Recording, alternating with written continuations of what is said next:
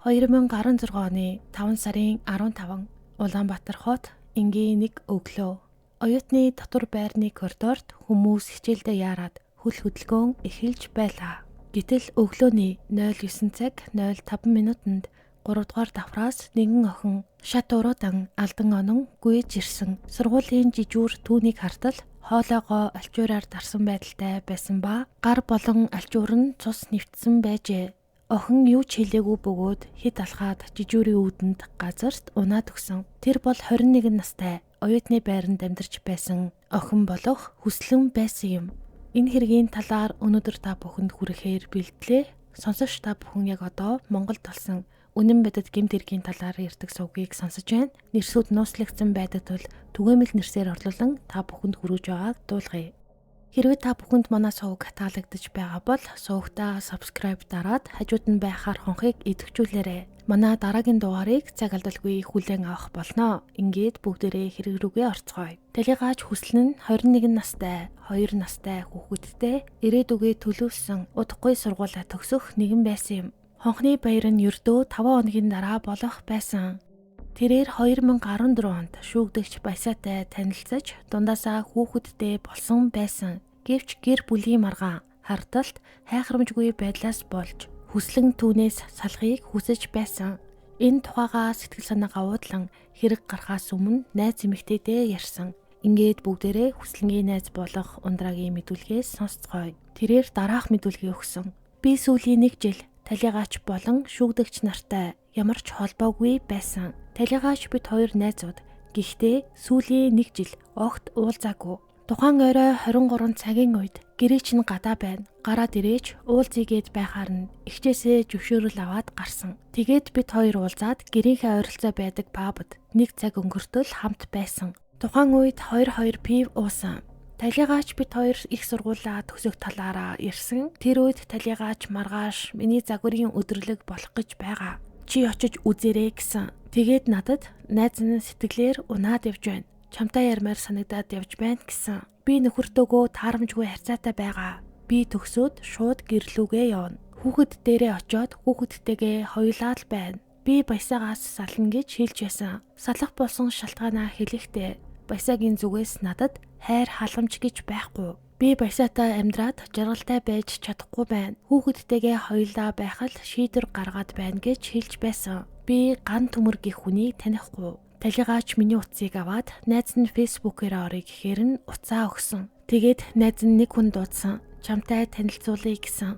Удалгүй нэг залуу орж ирсэн. Би тэр хүний нэрийг ч санахгүй байна. Энэ хүнтэй уулзаж байгаа танилц гэж хэлсэн. Бид нэр тухайн газраас 12 цаг өнгөрч байхад зайсан руу очичоод удаагүй хүрээд ирсэн. Тэгээд намайг гэрийн гадна хүргэж өгсөн гэх мэдүүлгийг өгчээ. Талигаач хүслэн 2016 оны 4-р сард одоо энэ яриад байгаа ган төмөргийн хүнтэй танилцсан. Ингээд түүнтэй танилцаад тэр хоёр уулздаг болоод дотн харьцаатай болчихсон байсан. Энэ хэргийн талаар түүнтэй уулзаж байсан ган төмөр нь дараах мэдүүлгийг өгсөн. Би анх хүслэнгийн эмэгтэйтэй 2016 оны 4-р сард дотор байрны хажууд танилцсан юм. Тэгээд надад их таалагдсан болохоор нь танилцаад гар утсаа солилцсон. Түүнээс хойш буюу маргааш нь дотор байрных нь ойролцоо уулзаад хоолнд ороод тэгээд дотносож танилцаад зайсанд зочид буудалд хонсон. Би нөхөр хүүхэдтэй гэдгийг нь мэдээд хүслэнд хоёлаа уулзаж болохгүй гэж хэлж байсан. Тэгтэл би чамд дассан гэх утгатай зүйл хэлж байсан. Би ч түүнд их сайн болсон байсан. 2016 оны 5 сарын 7-ны өдөр хүслэнтэй уулзахаар ирээд байж байтал түүний утаснаас нөхөр нь гих эрэгтэй хүн түүнийг зодоод уйлуулж байгаа бололтой. Намайг хүрээдэр гэхээр нь яваад очсон. Тэгтэл нөхөр гих залуу нь гарч ирсэн. Араас нь хүслэн гарч ирсэн. Тэгтэл тэр залуу түүнийг зөгчих шиг болсон. Тэгээд машинд орж ирж суугаад спортын ордны зогсоол дээр очиод ярилцаад үннээ хэлээд дахин уулзахгүй гэж тохироод салсан хэмээн ярьсан. Гэвч энэ цаг мөчөөс хойш тэр хоёр уулзхаа болоогүй байдаг. Ингээд Баясаа болон ган төмөр хоёр нэг бус удаа хэрэг явдал гарахаас өмнө таарч уулзсан байдаг. Энэ талаар хүслэнгийн найз болох Ану дараах мэдүүлгийг өгдөг. Гэрч Ану хэлэхдээ бид нэр уулзаад сууж байхад ган төмөр гэдэг залуу хурж ирсэн. Талигаач тухайн үед Баясаа энэ хүнийг мэдэж байгаа гэсэн. Тэгтэл баясаа над руу залгаад байх харна. Би тэр газараа дуудсан. Тэгээд баясаа ирэхэд талигаачийн хажууд нөгөө залуу нь сууж байсан. Баясаа орж ирээд миний хайр юу хийж байгаа юм гэхэд тухайн үед талигаач урлаад босоод явсан. Тэгээд шүүгдэгч талигаач нөгөө залуу 3 гадагш гараад буцаад шүүгдэгч талигаач 2 орж ирсэн. Дараа нь бид нэр дахиж өөр газар орж сууж байгаад хулан бит 2 төрүүлж яваад би хулангийн гэрт хонхоор явсан. Шүүгдэгч талигаач 2 үлдсэн. Тэгтэл шүн баясаа ганцаараа бидний байсан газарт ирсэн. Өглөөн нь баясаа хэлэхдээ талигаачийг нөгөө хүн нь ирээд аваад явчихлаа. Ах нь одоо байр руу нь явлаа. Одоо ирсэн байх гэхээр нь та 50 байгаарэ гэж хэлэхэд баясаа ах би өөрөө өнчөө өссөн. Би хүүхдээ өнчрүүлмээргүй байна. Би тэр хүнийг салгаад болиулмаар байна гэж хэлж байсан. Дараа нь талигаач биднэр лөө залгаад өглөө намайг байранд ирэхэд баясаа байрны өмнө сууж байсан. Тэгээд амар инээдтэй сайхан амарсан уу хайраа гээд надад хоол авч өгсөн. Найз нь одоо нөгөө хүнтэй уулзахаа боллоо. Дахиж уулзахгүй би амьдралаа бодъё гэж хэлж байсан. Тэгээд тэр орой хулан талигаач шүүгдэж биднэр хоол идээд салсан. Түүнээс хойш уулзаагүй хэмээн мэдүүлэг өгчээ. Уг уулзалтаас болж хардалт маргаан нь даймжирсан. Ингээд хэрэг явдал болохын өмнөх өдөр буюу 5 сарын 14-нд хүслэн найз ундраатай уулзахаар очсон. Ингээд ундрагийн мэдүүлгээс та бүхэнд хүргэе. Тэрээр хэлэхдээ талигаач бит 2 3 жилийн өмнөөс хотод оюутан байх үедээ танилцсан юм. 2016 оны 5 дугаар сарын 14-ний орой 22 цаг өнгөрч байхад талигаач над руу залгаад "Найзаа юу байна? Ойр дуулзаагүй юм байна. Жаахан юм ярьж сууя" гэсэн. Тэгээд бит 2 23 цагийн орчимд Мөсийн 2 дугаар байрны хажуугийн Ц пабд суусан юм. Тэнд сууж байхдаа талигаач надад найз нь гэр бүлээсээ сална. Баясаа ахтай хаан тамтирхаа болох гэж байгаа. Надад хайр халамж дутагдаад байна гэж хэлж байсан. Тэгээд миний өөр хүнтэй уулзаж байгааг баясаа ах мэдэж байгаа. Миний уулзаж байгаа залуутай баясаа ах уулзсан гэж байсан. Тэгж ярьж байх зуура талигаач миний утсаар Facebook руугаа ороод нэг хүнтэй чатлаад дуудсан байсан юм. Удалгүй нэг залуу ирээд бид 3 20 орчим минут суугаад хамтдаа гарсан. Тэгээд дуудлагын жолоочоор машина бариулаад би урд нь суугаад тэр хоёр хойно суусан. Бид нарыг хамт явж байхад талигаачийн гар утас руу нь игч солонгон залгасан. Тэгтэл талигаач надад хандан игч ингээд надад санаа зовоод байдаг юм. Чи намайг манай гэрт хамт байна, унтаж байна гэд хэлээд өгөөч гэхээр нь би утсыг нь аваад бид хоёр одоо унтах гэж байна. Та битгий санаа зовоорой гэж хэлсэн. Тэгээд намайг 11-р хорооллын гэрийн гадаа буулгаад тэр хоёр хөдлөөд явсан гэх мэдүүлгийг өгчээ. Ингээд хүслэн найз болох ундраатай 5 сарын 14-нд уулзаад байж байсан. Удалгүй ган төмөр ирээд ундрааг гэрийнх нь гадаа буулгаж өгөөд явсан байсан юм. Энэ хооронд буюу яг тухайн тэр өдөр нь баясаа нь хүслэнгийн эгч болох Солонгоо түүний нөхөр болох Тулгаа хоёр руу уцаар залгаж ярьсан байгаа. Тэрээр уцаар ярихдаа хүслэнг алга болчихлоо гэж хэлжээ. Ингээд бац хүргэн болох Тулгаа мөн хүслэнгийн эгч болох Солонгоо хоёр баясаатай уулзсан. Уулзахад баясаа нь хүслэн алга болчихлоо яах вэ гэж хэлжээ. Мөн хүслэнг нэг залуутай явалдаад байгаа. Тэр залуу нэх баян хүн байгаа. Би тэр залуутай нь уулзсан гэж хэлсэн байна. Ингээд тэр 3 хамт явж Сүхбаатар дүүргийн цагдаагийн 1-р хэлтэс дээр очиж баясаа орж байцаалт өгсөн. Байцаалт өгж байх хооронд нь хүслэнгийн эгч нь дүүтэйгээ утсаар холбогдож ярьсан нь тэр байсан. Тэр шөнө баясаа хонох газар байхгүйгээд хүслэнгийн эгчийн гэрлүү хамт яваад баясаа маш их ядарч байна гэд бац хүргэн болох Тулгаатай хамт машинд нь унтаад өгсөн. Ингээд өглөө 05 цаг болж сэрээд баясаа талигаачийн байдаг байсан дотор байр руу явна гэж хэлээд явжээ. Ингээд баясаа нь бац хүргэндээ буюу Тулгаад хэлэхдээ хүслэнтэй сүүлийн 20 хоног таарамч муутай байгаа хэмээн ярьж байжээ. Ингээд баясаа тэднийхээс яваад хүслэнгийн амьдардаг байсан байр руу очсон. Тэгээд жижүүр ихчээс нь өрөөнийх нь түлхүүрийг гуйж аваад орсон.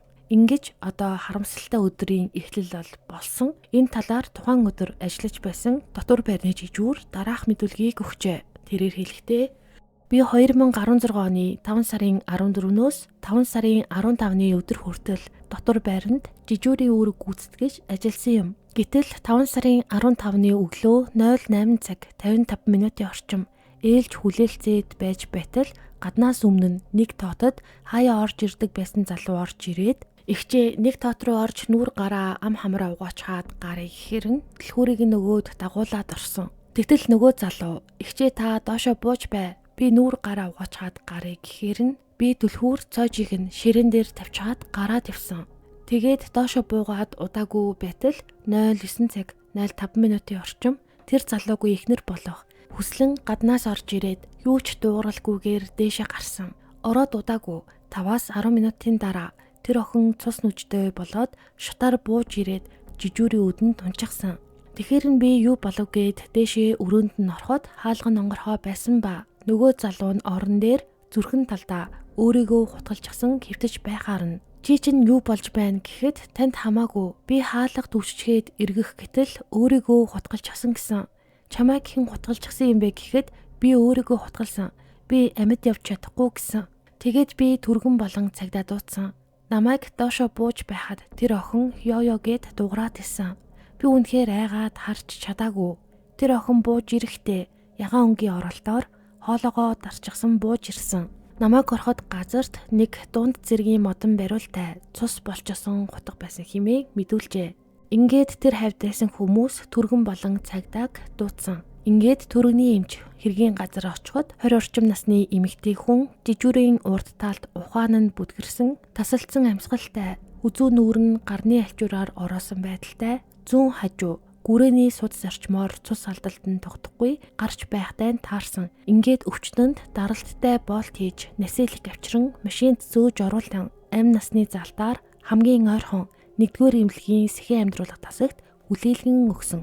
Гэвч түүний амь насыг аварч чадаагүй юм. Уг хэргийг үйлцэн Баясаа гэгч нь 1988 онд хөдөө орон нутагт төрсөн. Хэрэг үлдэх үедээ 28 настай байсан. Дээд боловсролтой барилгын модон эдлийн технологийн мэргэжилтэй гэмт хэрэгт холбогдох үедээ нэгэн компанид инженер ажилтай байсан аж. Баясаагийн эцэг эх нь 2004 он 2005 онуудад өвчний улмаас нас барсан ба доороо нэг дүүтэй байжээ. Талигачийн арга гэрийн зүгээс дараах мэдүүлгийг түүний аав нь өгсөн. 2014 оны 8 дугаар сард миний охин Баясаа гэх залууг анх гэртээ дагуулж очсон. Тэгэхэд миний охин жирэмсэн ирсэн. Тэгэхэд би Баясаатай танилцаж дараа нь бэр гуйгаад хадаг сүгээ тавьсан юм. Баясаа нь хүнтэй ярихдаа харьцааны соёлтой юм шиг хэрнээ үнэндээ хэрсгий хүн байсан байна. Миний охиныг үннээ ярих боломжгүй болтол нь дарамтлсан байна гэж ойлгож байна. Миний охин 2016 оны 4-р сард аава би энэ хүнээс салмаар байна. Гадагшаа гаргахгүй, хүнтэй уулзахгүй, ядаргаатай юм гэж ярихаар нь наадах чинь гол асуудал бишээ. Чи сургуулаа эхлээд төгсөх хэрэгтэй гэж хэлж байсан.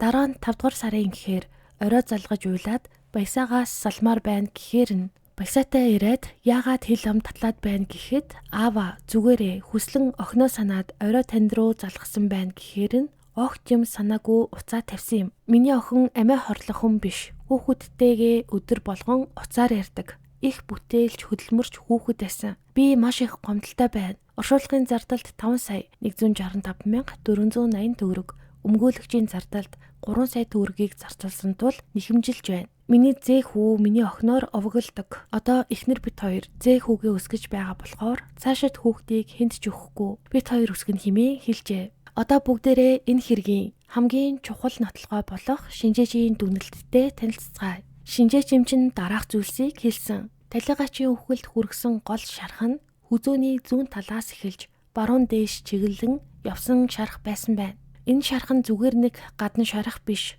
Хүзөөний дотор байгаа түүнхийг гэмтээж цаашаа хоолойн баруун тал хүртэл нэвтэрсэн байжээ. Үүний улмаас юу болсон бэ гэхээр амьсгалын зам руу цус орж тухайн хүн амьсгалж чадахгүй болж эцэст нь амьсгалын хурц дутагдалд орж нас барсан хэмээн дүгнсэн. Шууд утгаараа амьсгал нь бөглөрөөд нас барсан гэсэн үг юм. Үүнээс гадна өөр нэгэн маш чухал зүйл байсан. Түүний биед нийтдээ 8 удаагийн хатгалт зүсэлт байсан. Эдгээр зүсэлт нь хүзүү, цээж, бүр гар хүртэл нь байсан. Мөн баруун нүдний орчимд мохоо зүйлээр цогсон нэг гэмтэл байсан хэмээн дотоосон. Шинжээчийн дүгнэлт дээр хамгийн чухал хэсэг нь юу вэ гэхээр эдгээр бүх шархууд нь талигаач өөртөө үүсгэх боломжгүй гэмтлүүд байсан хэмээн тодорхойлсон. Яагаад гэвэл хүзөөний шархны чиглэл нь зүүнээс баруун дээш чиглэлтэй байсан болохоор өөрийгөө тэгж гэмтэх анатомийн хувьд боломжгүй гэж үзсэн. Мөн шинжээч бас нэг зүйлийг хэлсэн байдаг. Эдгээр шархнуудын шинж байдлаас харахад талигаачийг араас нь хөөж олон удаа хутгалсан байх магадлал өндөр хэмээн үзсэн. Энэ бол нэг удаагийн хэрэг биш, харин давтамжтай үргэлжилсэн хүчирхийлэл байсан. Мөн нэмж хэлэхэд талигаач нь сотууруулахундаа хэрэглээгүй байсан. Архаг хууч өвчин байхгүй, эмнэлгийн тусламж цаг тухайд авсан ч гэсэн түүний амь насыг аврах боломж бага байсан хэмээн дүгнжээ. Одоо ингээд энэ хэргийг үйлцэн Баясаагийн мэдүүлгээс сонсцгоё. 2016 оны 5 сарын 15-ны өглөө Бадцтайгаа уулзаад салсан. Тэгээд оюутны 5 дугаар дотор байрны нэг тоотод орсон. Би ороод нүур гар угаагаад яг гарах гэж байхад талигаач орж ирсэн. Чи яагаад сонин мессеж бичээд хүний санаа зовоод байгаа юм бэ? Хайраа гэд тврээд авах гэсэн чинь намайг түлхсэн. Тэгээд би яагаад янз бүрийн бичээд байгаа юм? Надтай юу босон талаар яриаш гэхэд чи намайг зүгээр явуулчихж болдоггүй юм уу гэсэн. Тэгэхээр нь би эскүүрийн ширээн дээр байсан хутгийг аваад би танаа ганц төмөртэй чинь уулзсан. Тэр хүн чинь алалцсан. Хойлонгийн чинь нэг нь амьд явж энэ охиныг авъя гэх зүйл ярьсан. Би одоо тэр ганц төмөртэй чинь гарч алалцсан гээд хутгаа халааслаад зогсоход тоосон шинжгүй байсан. Тэгэд би айлгах санаатай хүзүүн тус газраа бариад бид хоёрын аль аль нь өгсөн ч чамд харамсаад байх зүйл байхгүй юм байна гэд би чиний нүдэн дээр үхий гэхэд намайг болоо хайраа гэсэн. Би хутгаа эскүүрийн ширээн дээр тавиад тэр өрөөний хаалга нь гүйцэд хаагддаггүй байнга онгоодог байсан. Тэгээд хаалга онгоосон байхаар нь хаалгаа хаагаад эргээд харахад талигаач өөрийнхөө хүзүүр өдүүрч байсан. Тэгээд би гүйж очоод хоёр гарнаас нь татаж авахд нүдний шил рүү цус өсөрсөн. Түүнээс хойш болсон үйл явдлыг сайн санахгүй байгаа. Нэг мэтгэд өөрийнхөө цээжнээс хутга цугалж байсан хэмээн мэдүүлжээ. Энэ мэдүүлэг нь зөвхөн Баясаагийн өөрийнх нь мэдүүлэг учраас 100% үнэн гэсэн бол нотлохоо байхгүй гэдгийг та бүхэн бас мэдэж байгаах. Энэ хэргийн хамгийн чухал хэсэг нь бол шүүх шинжилгээний дүгнэлтэйдэг. Энэ хүний өгсөн мэдүүлгийг шүүх шинжилгээний дүгнэлт үгүйсгэсэн юм. Шүүх шинжилгээний дүгнэлтээр өөртөө тухайн гэмтлийг учруулах боломжгүй мөн халдлагад өртсөн гэсэн дүгнэлт гарсан байсныг та бүхэн түрүүхэн сонссон. Ингээд энэ аимшигт явдлын цаана хувийн харилцааны зөрчил байсныг бас бүгдээрээ гэрчүүдийн мэдүүлгээс сонсгоосон. Даанч тухайн өглөө буюу 5 сарын 15-ны өглөө бүх зүйл хяналтаас гарч ийм аимшигтай хэрэг гарсан байна. Шүүх энэ хэрэг дээр дүгнэлтээ гаргасан. Шүүгдэгч нь хохирогчд олон удаагийн шарх учруулж онц харгас хэрцгий аргаар санаатайгаар амь насыг нь хохироосон гэж үздсэн. Иймд шүүгдэгчид 20 жилийн хорих ялыг оноосон бөгөөд тухайн ялыг чанга дэглэмтэй хорих ангид илүүлэхээр шийдвэрлсэн байна. Мөн түүний өмнө нь цагдан хоригдсон 148 хоногийг ял эдэлсэн хугацаанд нь оруулан тооцсон. Гэвч шүүгдэгч болон түүний өмгөөлөгч энэ шийдвэрийг эсэргүүцэж хэргийг бүрэн гүйцэд шалгаагүй нэг талыг барьсан хэмээн давж заалдах гомдол гаргасан юм. Давж заалдах шатны шүүх энэ хэргийг бүхэлд нь дахин хянаж үзээд нотлох баримтууд хангалттай анхан шатны шийдвэр үндэслэлтэй хэмээн үзэж шийтгэх тогтоолыг нь хэвээр үлдээсэн. Ийм нэг харамсалтай хэрэг 2016 онд гараад өнгөрсөн байна. Сонсогч та бүхэн энэ хэргийг сонсоод өөртөөхөө дүгнэлтийг хийгээд явсан байх гэж бодож байна. Тэгээд комент үлдээхдээ та бүхэн хэн нэгний нэр төрд таалдахгүйгээр үзэл бодлоо зөв боловсон илэрхийлээсэй гэж хүсэж байна. Дараагийн дугаараар уулзтлаа. Түр баяртай.